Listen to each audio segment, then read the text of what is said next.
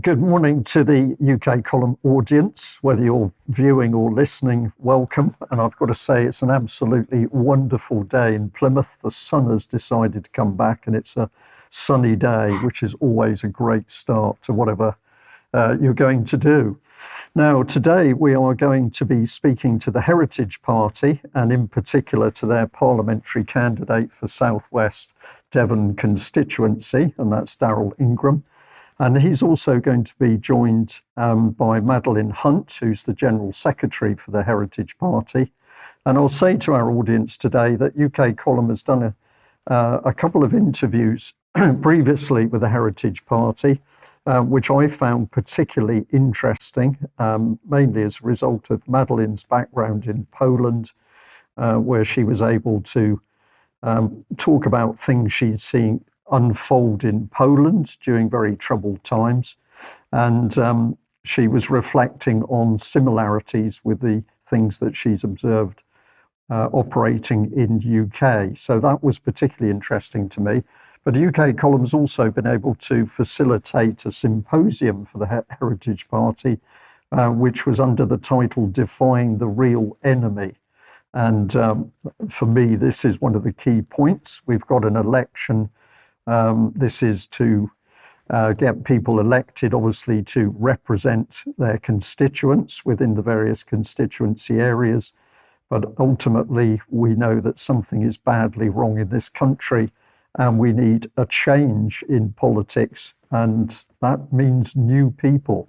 So, Darryl, straight away, I'm going to welcome you to UK Column. Thank you very much, Brian. Pleasure to be here. Thank you. And we'll also bring in Madeline, General Secretary. It's very nice to have you back again, Madeline. It's very nice to be back here. Thank you very much for having me. Now, Darryl, we had a chat on the phone the other day, which I thoroughly enjoyed. This was just for me to get a little bit of a feel for you and what you're up to. But today you've got the opportunity to talk to UK Column audience. And I'd like to start off with a simple question. Tell us a bit about why you're standing in the South West Devon election as a Heritage Party candidate. Well, Brian, I'm basically born and bred from Plymouth, working class, just a normal chap off the street, really. The reason I'm standing is because it all started basically a year ago when they chopped the trees down in Plymouth. I'd never been politically active, never gave it a thought. In fact, it sounded a bit repugnant to me becoming part of the establishment, quite honest with you. So basically, after they chopped the trees down, I was so angry. I joined the Heritage Party the day after. I'd been looking at them for a while because their values aligned with mine almost perfectly. I joined on the Wednesday. I think the trees come down on the Tuesday. I joined the Heritage Party on the Wednesday. By the Thursday, I'd already been elected. I'd already gone for local councillor. So within 3 days, I'd gone from just a member of the public to a council candidate. Such was my fury and anger, really. I mean, to me, the trees were the last straw for me. And some of the excuses I was getting off the council for their felling was just plain ridiculous. I don't think the councillors understood the reason themselves. So I just thought, well, I've got to do something. You know, I can't just stand here and just let this happen to my beloved city. So I decided to put my head above the parapet. I then subsequently did 3 elections after that, all in a row, because we had by-elections. It was a bit of a wild time for me. Then we've had a gap in between, and I was asked by the Heritage Party to be prospective candidate for MP Plymouth Devon South West, and I couldn't really refuse. Really, I was a bit reluctant, I must admit, Brian, but I think this is something you have to see through to the end. I mean, the way I was brought up dictates I do something about this, or try to do something about this. So here we are.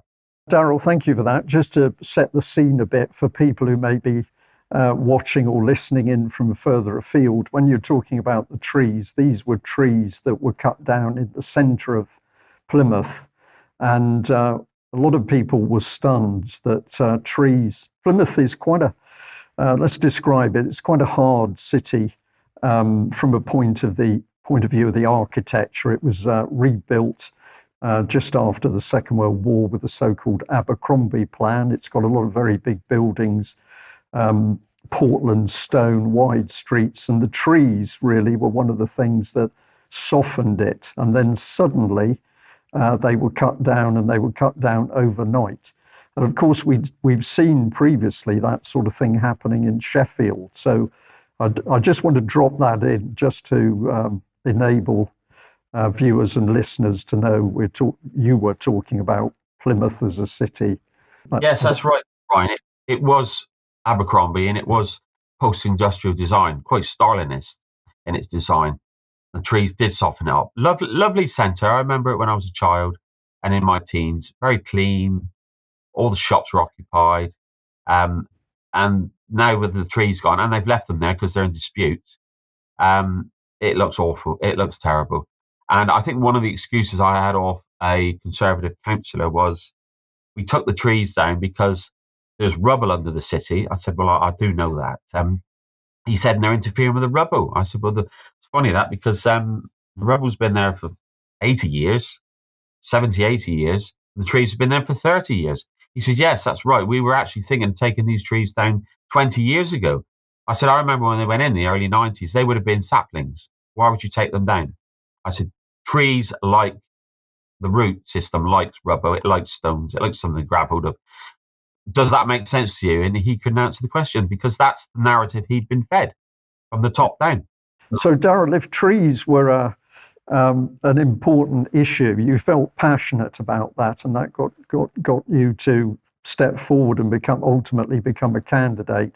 What else was it that you've been seeing within the country? Are there other things that you've been noting, and it's helped give you this desire to stand up and do something? As I say, Brian, for me, the trees were an act of vandalism to Plymouth, but I've been aware for many years of the cultural Marxism agenda to hollow out the West. And obviously, we live in the West, and Plymouth's a part of the West. And it's nationwide, it's Europe-wide, it's America. The West is being hollowed out, piece by piece, sold off to the highest bidder. And it breaks my heart and angers me, Brian. It really does. I'll use Plymouth as an example, but I travel all over the country because I'm a courier, and I see it everywhere, all over the country. There's deprivation all over the country. It's the same pattern, as I'm sure your viewers have witnessed for themselves. It's just shops empty, tents in doorways, homeless people. They should be given somewhere to go. I'm not blaming the homeless people. They're victims here. It's just deprivation everywhere you look. It's a terrible thing to see, and it's not just the hollowing out of the actual buildings as well. It's the hollowing out of the government, the police, our NHS, all our institutions are being hollowed out piece by piece and dismantled, and it's quite scary. I've been aware of that for years, but it really came home to Plymouth that day, and it was just the last straw for me. Often the last straw is the smallest straw, but that's what did it for me anyway. Thank you for that. I'm thinking myself that probably there's some people who'll be with us and listening to what you're talking about will maybe be surprised that you've thrown in a pretty strong statement, which is Marxism, and you're describing the breakdown of the country. Something that stuck in my mind from many years ago was a statement by the then Conservative MP Nick Bowles, who talked about the Conservatives introducing a period of what he said was creative destruction in order to change society in this country.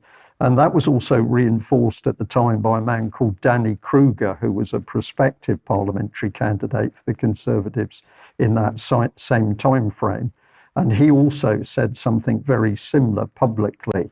So for the audience, I'm going to say that you've made that statement, but if people do their own research and go and have a look at what the Conservative Party has talked about in previous years, it's absolutely true that they've talked about breaking down society to bring in with change, which they don't define, and a new type of society. And of course, we had Eric Pickles, who was the communities minister, who was busy boasting that he didn't look like it, but he said, the quote is, I may look an unlikely revolutionary, but the revolution starts here. So I'll just throw that in to reinforce what you're talking about, that we've seen a massive change in society, and this has only come about through the works of the key parties. Yes, that's right.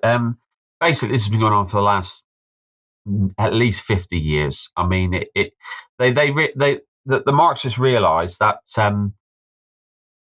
they couldn't have a class war here because everyone was fairly comfortable compared with the East. So they had to do something else. So they basically dissecting society into small pieces, of pitting basically small groups, LGBT, whatever, and NGOs as well. They're involved. They're pitting them against each other, is what you're saying there, which I think more and more people realise. So, Darryl, it takes a lot of courage to actually stand up as a candidate. Tell us a little bit about how you found the process and what sort of support you've been able to get as you've done that. The bureaucracy is crazy. It's just layers and layers of bureaucracy. And it, quite honestly, Brian, it feels like it's been put there on purpose. We, the Heritage Party, and other small candidates, independents, the Socialists, everyone's finding it hard to get hustings. We're not being told. This is going on across the nation. We've had numerous reports of this. So to get our voice out there is really, really something else. You know, it should be inclusive to everyone. We're supposed to live in a democracy, in name at least. But I must admit, going through this process, the vetting from the post office for the leaflets is ultra bureaucratical. It just seems they've put all this in your way. The big parties won't have this problem. One, they've got a brand, and two, they've got huge teams behind them. And obviously, the government that call the election, they know well in advance when they're going to call that. They have a lot of time on us. 6 weeks is not enough. I was speaking to the lady in the council that helps you run. It takes you through the process, basically. And she said, we normally get 9 months. 6 weeks is not enough. I asked her how long, what's the shortest possible time they could give us? She said 6 weeks. She said, we have to do 9 months of work in 6 weeks. And we're finding the same. We haven't got the infrastructure the big parties have got. Another thing that I firmly disagree with is, I found this out when I was running for councillor. You basically become a ballot. You go on the ballot on the Friday, and by the Monday they've already got the first postal votes out, which gives you no time. And I actually brought this up in the council, and I said, do you think the system to me looks, I didn't say rigged, but I said it looks like it's biased toward smaller parties who haven't got the brand, who need more time. Being a smaller party as well, we're admin-wise, we're very thin on the ground, so we have to do everything. And the thing is, we get tied up with bureaucracy and red tape before we can even go out and campaign. So they've already, the large parties have already got a good start on us, really. So, and it feels to me, it's really opened my eyes. It feels to me it's deliberate. Yeah. I'm not saying it is, but it's what it feels like to me. Darryl, that's a key statement, isn't it? It's opened your eyes. You stepped up for the challenge of as standing as a parliamentary candidate, and the whole process. You've learned stuff through that as well. And I pick up on the hustings thing. For people who don't know that word, it's basically where candidates can come together in a group in order to say why they're standing and talk about their policies and what they hope to achieve. But it's done in it should be done in a friendly environment where the public can sit in front of all of the candidates and hear what each one of them has to say. But in previous elections, I'm going to say, when I stood many years ago as a parliamentary candidate in Sutton, inside Plymouth, I also found that I wasn't invited to hustings, that hustings were set up, and I'd suddenly discover one was going to happen. And indeed, one in the Baptist church in Plymouth, I had to be pretty forceful to get in. And as an independent, I wasn't allowed to stand, I wasn't allowed to sit on the platform with the other candidates, but I was given 3 minutes to speak from the floor. So I'm going to say personally, I absolutely understand what you're talking about. It's as though the whole election system does not want candidates apart from the mainstream parties. Well, I say we've had a lot of trouble. One of our candidates disclosed on a Zoom meeting the other day that she wasn't invited to hustings, basically. She went in and demanded her seat in front of the audience. They were there. They were all there. She basically said, I have a democratic right to be here. We haven't been invited. Can I please have a seat? They gave her one with much embarrassment. But she had to go and demand her place in a democracy. It should be there for you. It's not. It's very biased, the whole system. And especially for me, I find the postal system, postal votes, bias as well. And a lot of this started after the lockdowns. I remember it used to be for disabled people, elderly people, people who couldn't make it to the polling station. Now, as in America, it seems the norm. 60% now, 60% vote by post. Well, as I said to the council, how secure is that? What happens to those votes once you get them? Where are they stored? Is there a camera on them? No. Although you're invited to go to see them open them and verify the signatures. To me, that's not good enough. To me, they could be manhandled at any point, interfered with at any point whilst they're on their property. Now, somebody who votes in person is a lot more secure. I'm very pro vote in person. They count the van down from loading to unloading. 20 minutes, I think they get to get into Plymouth, and put on the table. As opposed to postal votes are just stored. Yes, they're opened in front of your eyes and verified, but to me, I've got quite a suspicious nature, and I think, well, it's open to abuse. It's open to abuse, and the government have been very pro postal votes since. The same's happened with Trump in America. They're getting problems. Maybe the Democrats are, but it's all since COVID, basically. It's these emergency measures. They're still using these emergency measures. Yeah, Darryl, this is a really interesting point. Perhaps this is a good time to bring Madeline in, because one of the questions I'd like to ask her is about resources, because you've mentioned that the mainstream parties have got massive amounts of money. We reported on the news a couple of days ago that the Tories were sitting on donations of about 44.5 million. Labour was 21.6 million, Lib Dems 610,000, and Reform Party 255,000. We'll say 250,000. And the smaller parties, of course, have to get by with very limited resources. So, Madeline, welcome to today's discussion. And how have you found the whole process of electioneering? I agree with Darryl completely. This is terrible bureaucracy. It's terrible bureaucracy, and I think we're meeting so many obstacles of design, especially to be performed during the election time. Hustings is one thing, and of course the funds. The funds is the probably the biggest problem of any smaller party, because most of the little parties live on the support from their members, nothing else. Of course, this is always very tempting donors coming. Everyone is approached with donors. This is no party in this world which actually doesn't have, at least at some point, a donor who is coming and saying, look, I will really support you. I will donate money. You will be great and big in no time. But any kind of donation which is so generous usually come with conditions. And unfortunately, that is the point when some parties which could be good and sound promising, they just losing their grants because they going for the honey trap practically.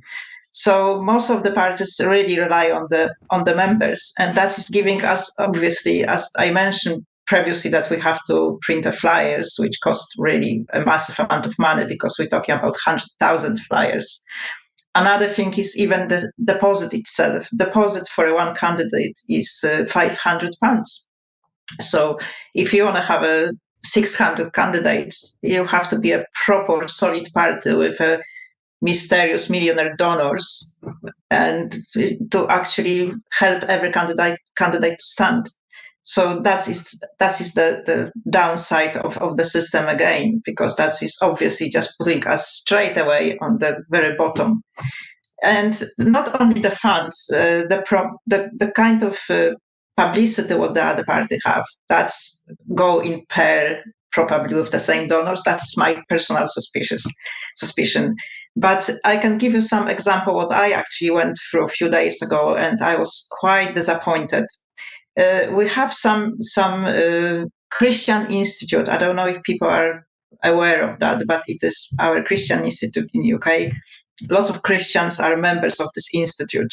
Somebody sent me an email from the Christian Institute informing people about the election, the general election, and that was a very nice text and very nice video introducing people to the fact that they should vote very wisely. And all the information about general election, the institute just make the point that they normally don't mix up with politics, but at this stage it is important. I totally 100% agree that they pass the message to their own members, to the Christians. But then they analyze the parties which the Christian members should pay attention to. And as you know, our party, the Heritage Party, based on the Christian principles, we really strongly base on the Christian principles. And I think we are the only party who actually does. And we also, even with the candidates what we have quite a few, we managed to be in the first top 10 parties, which is a high position to be with the number of candidates. So we are in the 10 imported parties to analyze and vote for.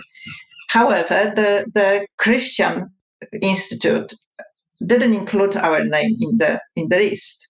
So I was rather surprised, and the person I know contacted them and said, look, I am really disappointed because I know about Heritage Party. That's the party what I follow because of their Christian principles. So if you're deciding to involve the Christian members in the politics, what you're actually doing the right thing at the moment, why don't you introduce them to the whole list of all parties? If you're trying to give people a choice and encouraging them to analyze parties, why you don't print the whole list, everyone? And the excuse was really poor because in reply they said, I really apologize, but we didn't have a place on the website. We didn't have a place and we didn't have a time to include all parties. So we only analyze parties which have the biggest possibility to win, which are the most popular, and the party which have the most candidates. So hold on. So actually that is straight away suggestion to people, forget about the others, and this is the party to focus on. And this is a Christian institute, which especially is really upsetting. But this kind of attitude we can actually see from any other media as well. So that's another obstacle. And the funds be important because if we have a funds, we can actually buy posters and put them on the buses. Thank you for that. Just before we bring Darryl back on screen, you said to me earlier you were feeling very tired. So the whole team is having to do your best to get over these obstacles. And you said it was very difficult for a small party to do this? It is very difficult. It's not only for us, but because we are not that small, but they are smaller parties, which again they don't really have a massive support, and they are completely forgotten. They are not included in the lists when the lists are published. So it's not fair. This is supposed to be a democratic system, as Darryl mentioned, and it doesn't look like democracy at all. And I think we talked about this before. So I remember this from Poland, to the point when actually we came to the point of not having any party, just having one. And I think we're going to this direction very, very fast. In UK, you mean? We are heading in this direction very fast in UK. Yeah. Okay. Yeah. Darryl, let's bring you back. You're now in the seat, and you're fighting to the best of your ability in this election. How have you found people when you've been canvassing, when you've been talking to people about what you're trying to do? How have they responded? Well, to be quite honest with you, Brian, we haven't done a lot of canvassing. We've been so tied up in bureaucracy. But I take part in a outreach in my spare time in the city centre. We're there most weeks, and we basically cover all these subjects anyway. People are very receptive. The main thing I get from people is, we've never heard of you. We love your policies, but we've never heard of you. I certainly got that with the council elections. They just haven't heard of us. And just to say, if I may, Brian, further from what Madeline was just saying about democracy. I mean, there was a time not so long ago where your MP represented you, the constituent. He would take your concerns to Parliament and air them to Parliament. That's bottom up. That's how democracy should work. But more and more, it seems to be inverted the other way around. Basically, the governments and the opposition as well, they're basically formulating policies with the help of think tanks, NGOs, big business, big pharma, lobbyists, etc. And they're basically dictating to us, the constituents, how it's going to be, like it or lump it. That's not democracy. That's a dictatorship to me. And it's been like that for a long time. And it's getting worse. Money is driving government now, not the people. It almost feels like we're indentured slaves. We were. And that really drives me. The thought of that really drives me. And that's why this needs a real strong opposition. The problem is not government. The problem is lack of opposition. There's no opposition. We have a two-party system. It's two cheeks of the same. And they both work for the same people, the globalists. You need a strong opposition in there. I'll give you an example with the trees in Plymouth. Now, if there had been independents and, say, the Heritage Party, there'd have been a true opposition in the chambers of the council. They could have opposed that, and they could have stopped that. And that works countrywide. There's no opposition to this government. They're out of control. And also, Mr. Farage, who, I agree with on a lot of things. He said something the other day, which I didn't agree with. He said, basically, we are now the new opposition. The official opposition. Well, who watches the watchers? You need a diverse opposition, like they have in Europe, where independents, smaller parties can get together and block these things. It's still a two-part. If Mr. Farage was to be the official opposition, it would still be a two-party system. Other than proportional representation, which I would love to see, by the way, I think that's a lot fairer. At least we could have a strong opposition that can actually block these silly and utter destructive policies that seem to be handed down to us. So I think that, if we don't get in, you need an opposition. So I would say to the voter, I know Reform are in the limelight at the moment because they've got more money than we've got. But I would implore the voter to please have a look at our policies and think of what we could do if we were in a position of opposition. We might not be the official opposition, but we're in there, and we can change things. I mean, Andrew Bridgen's one man, he seems to do a lot of damage in there, you know. So if think of us as think of me as a Andrew Bridgen, your local Andrew Bridgen. I'll certainly create a stir in there, and they won't be getting I'll try to block them anyway. At least it's a step in the right direction. Darryl, we have over the years seen the effect that one or two independents can have. Certainly at local council level, when local elections have produced independent candidates, and those candidates have stood up to be counted inside the local authority, they've had a very big effect. I would suggest bigger than their actual numbers. And if we can get parliamentary independents elected, or independents, or parties like the Heritage Party, this means that there can actually be some formal opposition. And I completely take your point over reform. To say that you're going to be the official opposition means actually that you're part of this controlled game. Just to move on a little bit, Darryl, can you tell us a little bit about your policies for the party and what you would hope to achieve if you're elected? What would you be fighting for as an MP? I've just got a little list here in no particular order, but we have to defend our culture, which has been torn apart at the seams. We are called the Heritage Party. We're all about culture. That's buildings, that's actual culture itself. And the fabric of this country is being torn apart. I don't recognise it anymore. Definitely put a curtail mass immigration. A lot of these people are, they're economic migrants. They're supposed to be stopping at the nearest safe country. Well, that's not the UK. That's not even France. They're coming here for economical reasons. They're a drain on our resources. I've nothing against them personally. I can understand why they would want to be here, because the government's policies with the welfare system are so generous to them. So who wouldn't want to come here?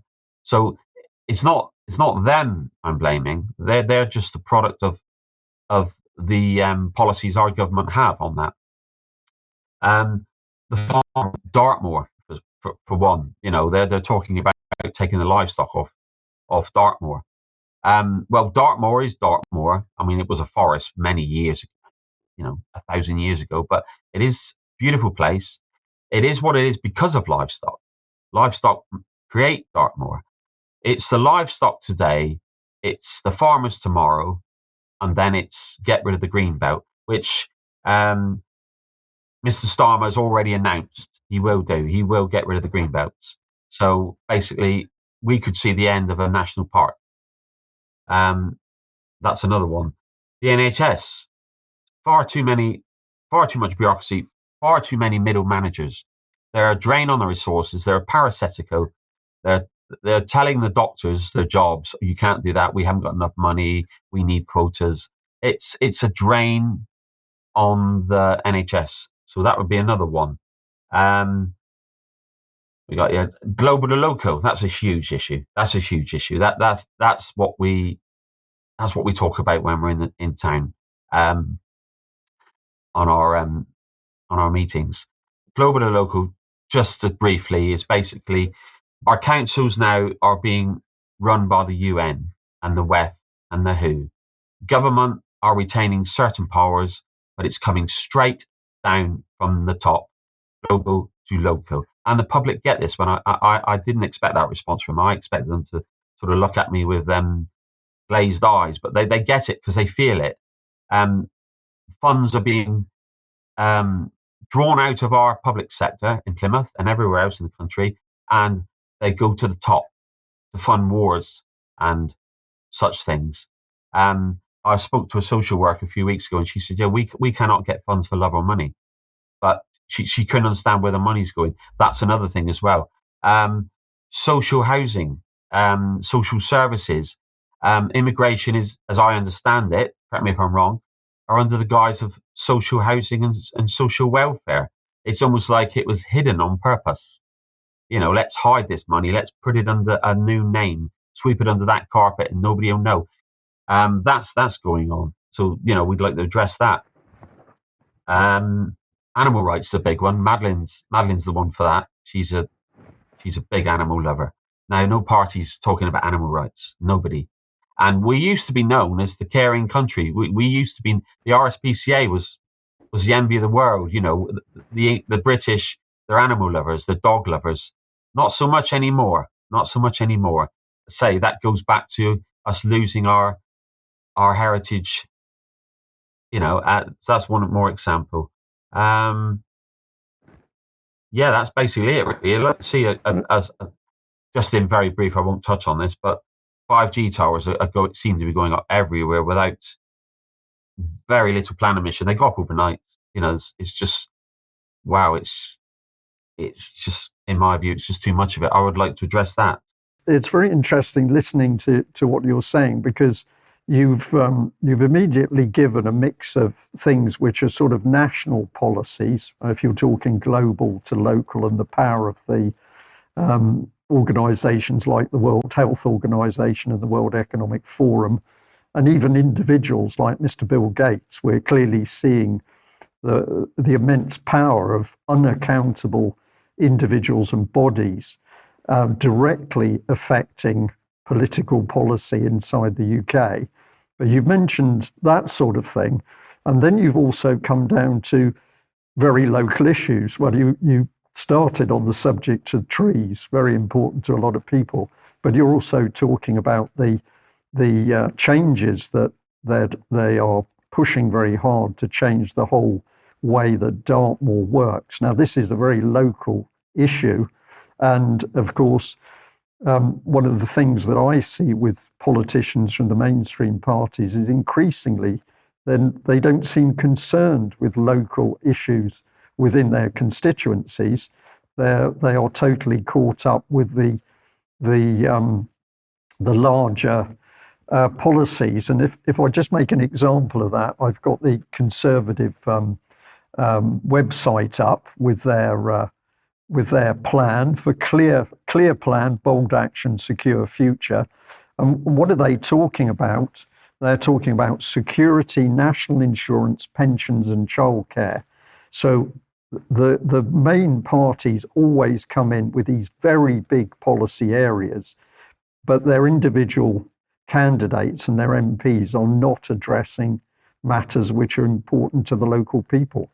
Well, Brian, these are globalist policies. These are passed down from way higher than our government. I mean, maybe the viewer has heard of localism, levelling up. It's all part of the same agenda. Basically, they're not worried about local issues anymore. It's global issues. We're just a very small part of their puzzle, and then they want us all uniform. They want us all the same. We're easier to control that way. If everyone's the same, Maoist China, however, they're much easier to control with one rule suits all. And this is what they're heading towards. This is why they're destroying, in my view, it's why they're destroying our heritage, because they haven't got room for heritage, individualism, or customs. They want us all the same, and they want us all the same, or as in wealth, they want us all poor. When they say they're levelling up, you've got winners and you've got losers, but they're after the middle classes. Be very aware of that if you are middle class. They're after you because the middle class drives any economy. Middle class provide jobs. Just like at China, Russia, the first thing to go was the middle class, then the jobs, then you are poor, you do as you are told. And that is all part of this agenda. That's why they don't care about localism. That's why we need strong opposition in councils, very, very important. And we need people in the Houses of Parliament to try and stop this. As you said earlier, Andrew Bridge is just one man. You can do a lot of damage. It's the fox in the hen house. It upsets the apple cart. They don't like it. And if I'm elected for MP, I'm not going to have it. I'm going to push, and push. And I'm going to keep pushing. Darryl, thank you for that. Let's bring Madeline back on screen, because we're back on this important issue of the change in the country. You've come from Poland originally. You've lived in England a very long time, and you're now General Secretary of the Heritage Party. Darryl's talking about the fact that this country has lost its roots, it's lost its heritage. Tell us a bit more about what you've seen. What is it that you are concerned about that you see happening in UK? Thank you, Brian. I am concerned about everything what I'm seeing here at the moment, because as I mentioned in previous programs and our previous talk, it's not only similar to what's happening in Poland, it is exactly the same what's happened in Poland. It is exactly the same damaging system which destroyed the Polish economy, destroyed people's lives, few generations' life, when we was all leveled down to the same, not level up, this is leveling down, we was all leveled down to the same position in the society, when people who didn't belong to the communitarian system didn't have any opportunity to go to the higher education, to have a job. So that's very much the same. All these things is happening now. They leveling up the society, leveling down the society. So that's why we have this emigration. So much of emigration is coming in, and they create emergency, something what I think Darryl was going to say, but it just was lost between the words. The emergency create these disastrous policies, which giving them the chance to bring the system which we had already in Poland. So I can see the similar way what we already had in Poland. This is really scary, and I think that the way to stop this, I try to be very quick with this. I think the way to stop this is to actually have a proper MPs in the parliament. This is the very important step, but also to bring back the role of the MP as it should be, because at the moment the MP really represent the council. It doesn't represent the people, because councils represent the people voice apparently. So the MP himself, if doesn't have a support from the council, will have a very, very hard job in the parliament to actually fulfill the promises what they gave to people, because this is what we had in Poland. Nobody really have anything to say. That was a group of people running the whole country, depend of people on the top somewhere else, the same people who are running everything now. And I don't know what to say about this, how I can compare what is going on, because this is a subject for hours and hours to explain. Because if you see any sector of the economy, what we're going through, any sector of the culture, what we're going through at the moment, the changes, what we're seeing, they are spot on what happened in Poland before. Losing heritage is the first basic thing to change the society, because if you just get rid of the people identity, people are simply lost. And we can see this now with the amount of news and the distraction with the foreign wars. The society become massively confused. Additionally to the confusion, we have some 100 or even more genders, which is something completely new. They changing definition of words, which is completely new. So they created this kind of overloaded mess in every single brain, and that's how people are losing the value, the real life value, the people are losing the empathy. That's why the animal rights is very important, because this is the first thing which we remember, that empathy exists. And if we can compare this to Poland, what's happened in Poland, this is a breeding. They just going through this period of breeding particular generation. They never succeed in Poland because people got rid of them after 40 years, but they got them back. They got the nation back from the EU. So we really just have to follow common sense. We have to stick to the proper value. We need to respect ourselves. And really, common sense is the first thing. Common sense and logic. If you listen, we have a very soft hearts. We feel sorry for immigrants. We feel sorry for these people that suffer. So what we're doing, we welcome them to this country, and promising them what? We apparently going through the life crisis. So if we care about these people, we shouldn't really welcome them here, because we have nothing to offer, apparently. So you can see that nonsense that what contradicts itself in the way how the politician introducing us to the situation what we are.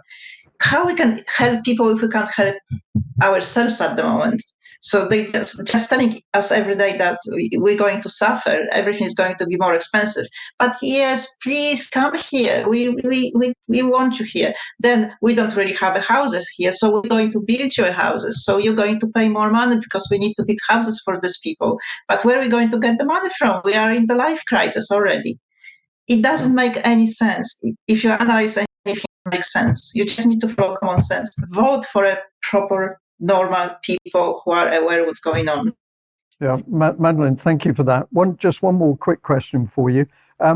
Other candidates that the Heritage Party has at the moment, how easy has it been to bring other people forward and get them to stand as candidates for you? I think that we actually would have more candidates, but because of the obstacles with the short notice and of course the financial side, we probably lost about 15 candidates just in the way of in the process. But otherwise, people are really want to stand as a candidate. But the biggest thing is always the finances. This is a £500, so that's a lot of money. That is the thing what's stopping people to become a candidate. Darryl, let's bring you back on screen. One of the things that I think I should do, because this is an election period, is just mention some of the other names of the candidates at least. So there's 8 candidates standing in the South West Devon constituency.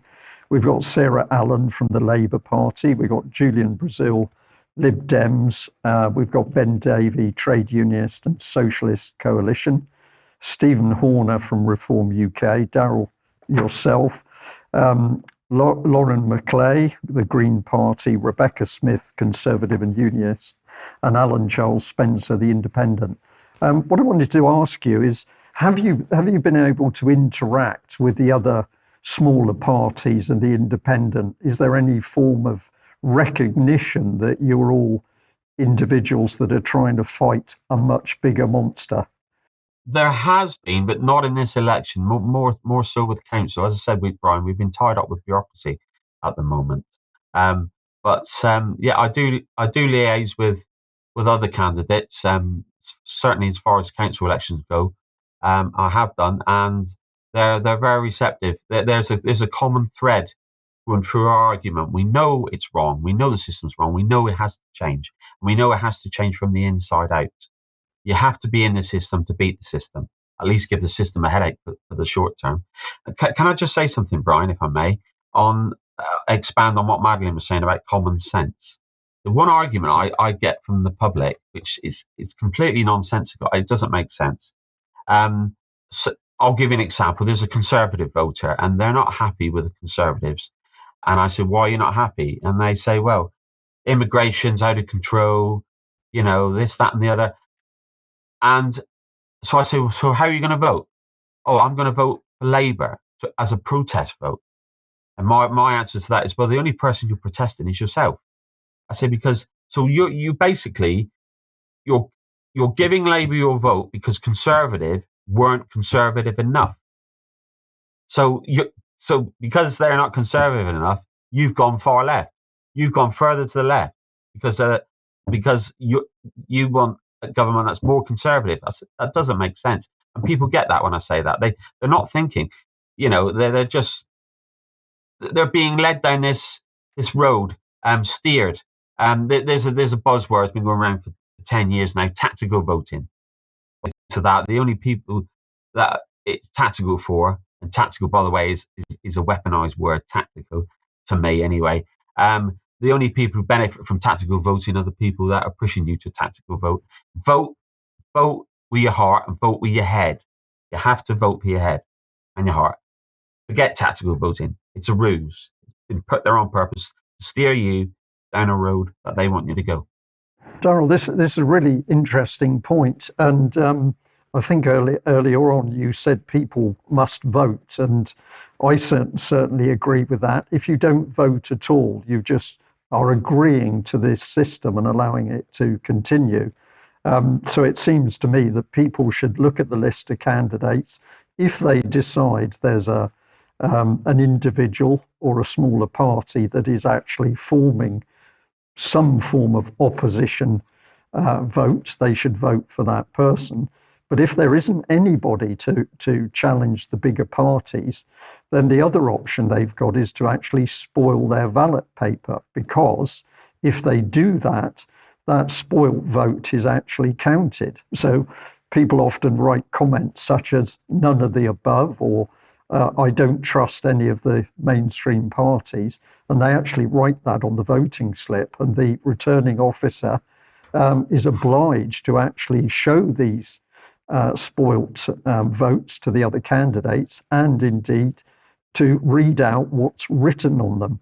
So for people who are in an area and you haven't got the, I've got to say, the luxury of a candidate standing as one of the smaller parties, such as Heritage, or as an independent, then you have got the option of spoiling the vote, which is effectively a statement that you do not accept the voting system is fair. Now, I've just thrown that at you, Darryl. I don't know how you feel about what I've just said there. I totally agree with you, Brian. If you can't vote for anyone, protest vote. It is logged. They do it in Australia. I used to be of the opinion not to vote. I wasn't on the electoral roll until 2015 in Farage and UKIP, and I put myself on the electoral roll. I was totally disengaged from it, and I put myself on the electoral roll to vote for UKIP. I want out of Europe. I wanted out of Europe. I wanted to use the European Court of Human Rights, which would solve our immigration problem overnight. But I used to be of the opinion, if you vote if you take part in the vote, you're legitimizing their system. I've completely changed my mind on that, because the way I see it now, I see it. There's a certain demographic that heavily votes, are encouraged to vote. Now, if they're voting en masse and other people aren't voting, they could have 2% of the vote, but it's still legitimate, because, they have the power at the end of the day. You need to vote. You really need to vote. As I say, there's 60 to 70% of people in this country have disengaged. And I think that's on purpose. I think they've been made to feel so, so disenfranchised by the powers that be, to not vote. They don't want us voting. Communists don't vote. They want us to disengage from the system. Gives them legitimacy. Anyone can come in and vote. Then, minorities, NGOs, they can all take power. As I understand it now, they're going to give the vote to 16-year-olds who are fresh out of university. I'll go no more into that one, but no life skills. So they're going to probably be persuaded to vote a certain way. If you are in the Commonwealth, you can vote. Take Canada. We can't vote in their system. We were taken out of their system a while ago, but they can vote in ours. So the numbers are being, are being made against us. Well, we've still got the numbers. People of this country need to vote. I would say to the voter, please vote. Don't be apathetic. Don't be downhearted, because if you want change, you have to vote change. This is a key point. I just add to that, and you have to understand what the change is you want, because it seems to me that the Conservatives and Labour specialise in constantly talking about change, which they never define. And I think that's a deliberate trick on the electorate. For Madeline, you've got our audience today. Time is short. What would you like people to do in order to support the Heritage Party? First of all, I really want everyone to vote for the Heritage Party candidate. And if you don't have a Heritage Party candidate, please support people who are just in your neighborhood voting for Heritage Party candidate. But also, please join our party, because the general election is just one election, but it's not going to make massive change in the system. To change the system, to really oppose the system, we talk about this so many times. We have to go from the roots, and we really have to go to the local elections. So anyone who really wants to please support us and fight with us against injustice really locally. Think about local election, think about co-option, think about the by-election, and consider yourself to stand as a candidate as well. Okay, thank you for that. And Darryl, last words to you as the man with your head well above the parapet at the moment. What would you like members of our audience to do to help you in your campaign at the moment? Well, obviously, the first one is to vote for us. People need to. I've got on my leaflet, people have to play their part as well. It's not just. I don't see the point in just putting a cross on a ballot form every 4 years. You have to be aware. You have to educate yourselves. There's a lot of unpleasant things going on and coming down the line for us. We need to be aware. Look at it. Please look at our manifesto. You just need to do your part, and just basically, too many people treat the government as that they're the benefit. That they're benevolent. They almost treat them like parents. We're the parents. We're the adults in the room, not them. So we need to take more control, and you can do that just by educating yourself. Go online, read. This channel especially is fantastic for that. And that's what I would say to them. Just please vote. And if you can't vote for the Heritage Party, please don't vote for the big boys, because if you want to get rid of them, you're not going to get rid of them by tactically voting for them. You have to change your vote. Give us a try. Give an independent a try. Try it. What have you got to lose? Because if you think it's bad now, it's going to get a hell lot worse. Darryl, thank you very much indeed. And Madeleine, also, thank you both very much for joining me today and taking us through the Heritage Party and why you're standing. And I think there's some really good points that have been made to the audience. So keep going, and we wish you well. Thank you very much for joining me today.